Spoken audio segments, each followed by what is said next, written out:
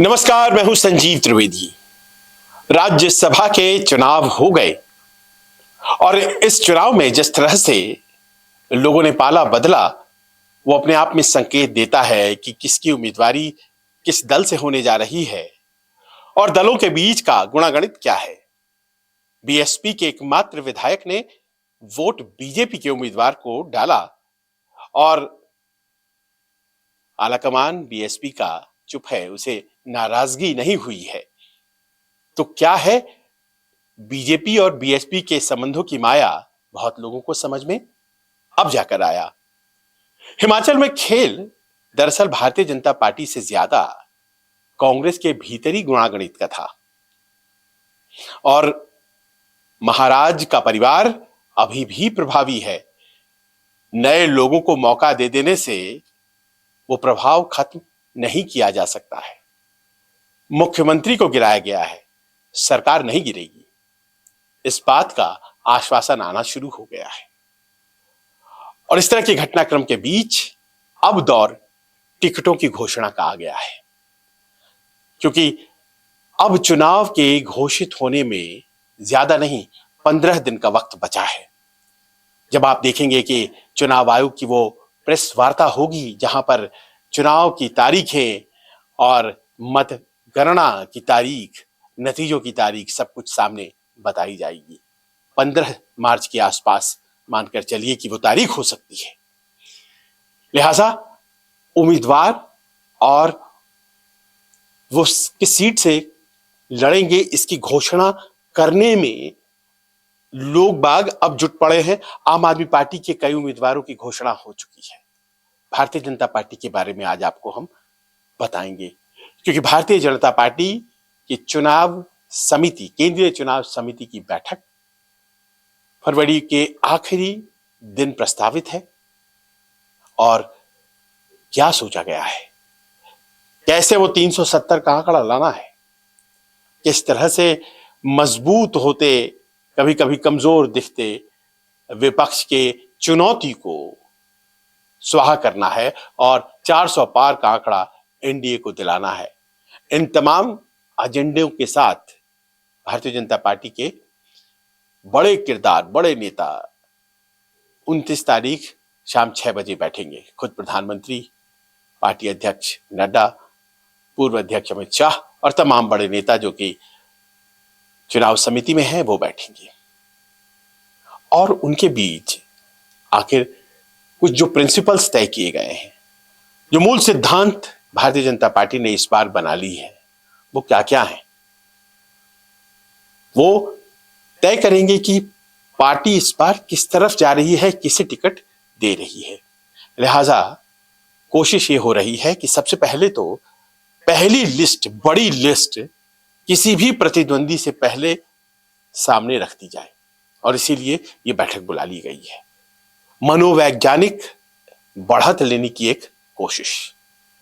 इसका फायदा होता है नहीं होता है जनता से पूछने पर पता चलेगा, लेकिन एक मनोवैज्ञानिक बढ़त और ये बताने की कोशिश की देखिए साहब, our house is in order, हम तैयार हैं और देखिए हम लिस्ट लेकर के आ गए हैं। आपको याद होगा मध्य प्रदेश के जब चुनाव घोषित हुए थे तो सबसे पहले टिकटों की घोषणा कर दी गई थी भारतीय जनता पार्टी के द्वारा। पर यह उदाहरण इसीलिए दे रहा हूं कि उस टिकट की घोषणा में हुआ क्या था। टिकटों की उस घोषणा में जो पहली टिकट की लिस्ट आई थी, घोषणा हुई थी, उसमें यह बताया गया था कि ये उम्मीदवार और ये सीटें वो थी जो सदा से नहीं जीती जा सक रही थी मध्य प्रदेश में, कमजोर सीटें।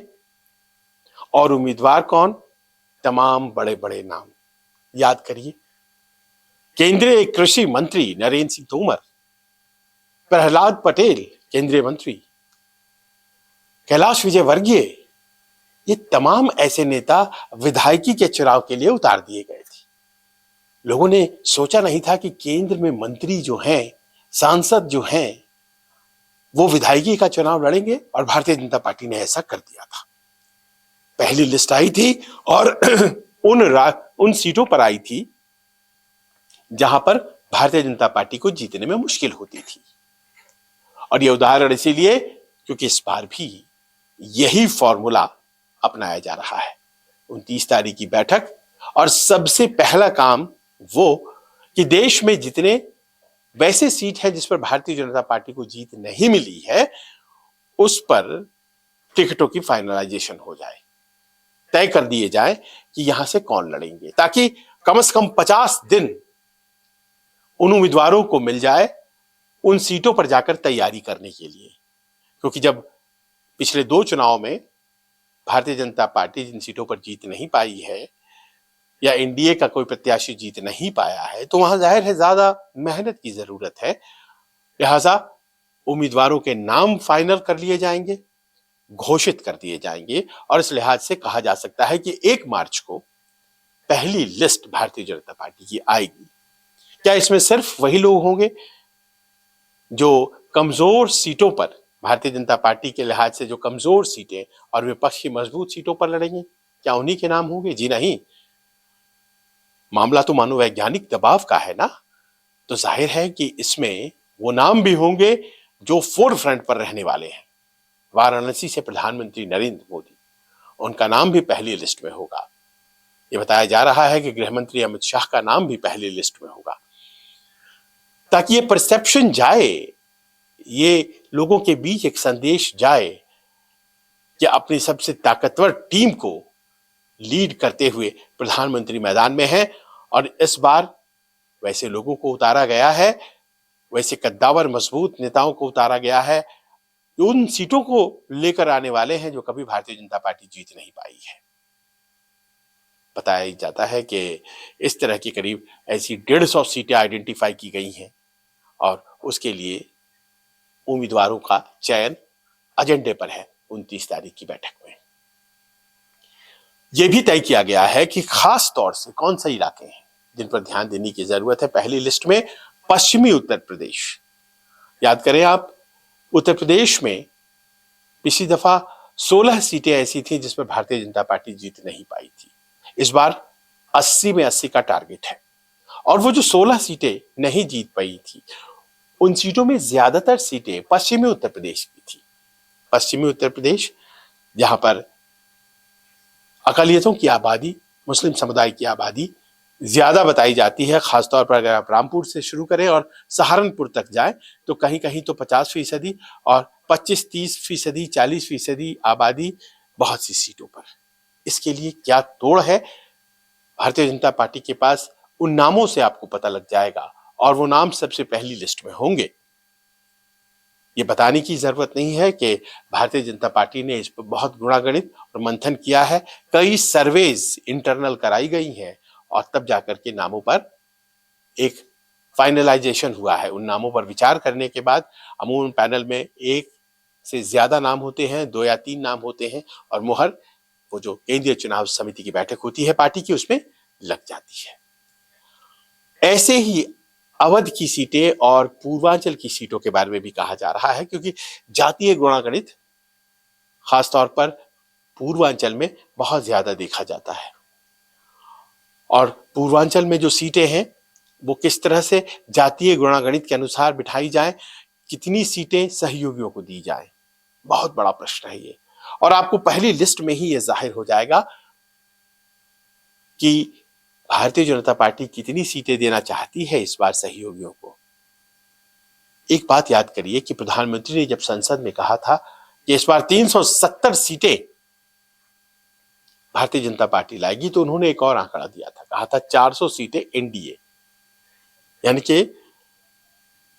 एनडीए जो कि 48 दलों का कुनबा बन गया था। आपको याद होगा वो बैठक इंडिया गठबंधन के समानांतर जो बुलाई गई थी दिल्ली में, उसमें 48 दल थे, और वो सब 30 सीटों में समझ जाएंगे क्या?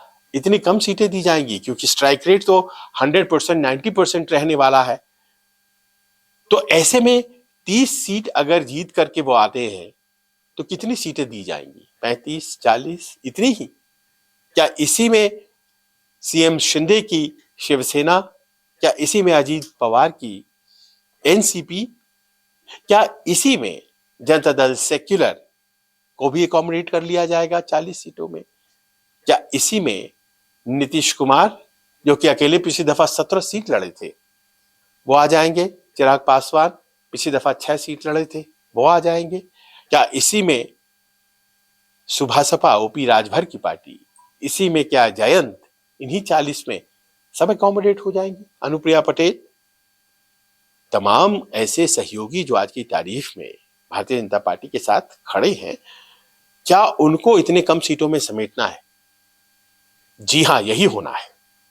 और हमारी जानकारी कहती है कि भारतीय जनता पार्टी ने इस बार तय किया है कि ज्यादा सीटें वो खुद लड़ेगी और सहयोगियों को कम सीटें दी जाएंगी, खासतौर पर ऐसे सहयोगियों को जिनकी विश्वसनीयता पर हमेशा से थोड़ा शक रहता है, क्योंकि आप ज्यादा सीटें उन्हें देते हैं, एनडीए के तौर पर वो ज्यादा सीटों पर बड़ी जीत दर्ज भी कर लेते हैं, और उसके बाद अगर उनका मन बदल जाता है और वो निकल जाते हैं तो उतनी सीटें एनडीए की चली जाती हैं।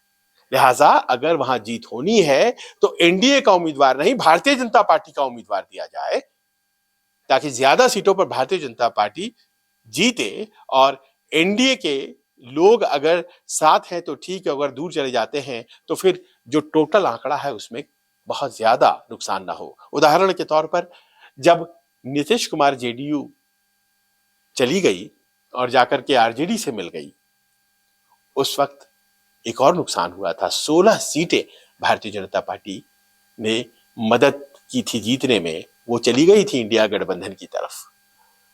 याद करें आप, उद्धव ठाकरे, वो तमाम सीटें उस तरफ चली गई थी। और ऐसे में जाहिर है कि भारतीय जनता पार्टी ने रीथिंक किया है और उसकी कोशिश ये है कि वो सहयोगियों को कम से कम सीटें देगी ताकि ज्यादा से ज्यादा सीटों पर खुद लड़े, और वो कोशिश ये करे कि एनडीए सहयोगी भी बने रहें और कम सीटें देकर काम चल जाए।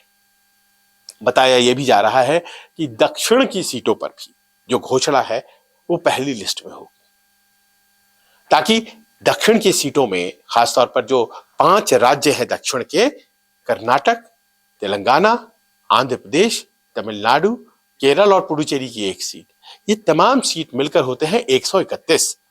इनमें से ज्यादातर सीटों पर पहली लिस्ट में घोषणा कर दी जाए ताकि वहां पर जो सहयोगी हैं और जो नेता है भारतीय जनता पार्टी के, उन्हें तैयारियों का मौका मिले।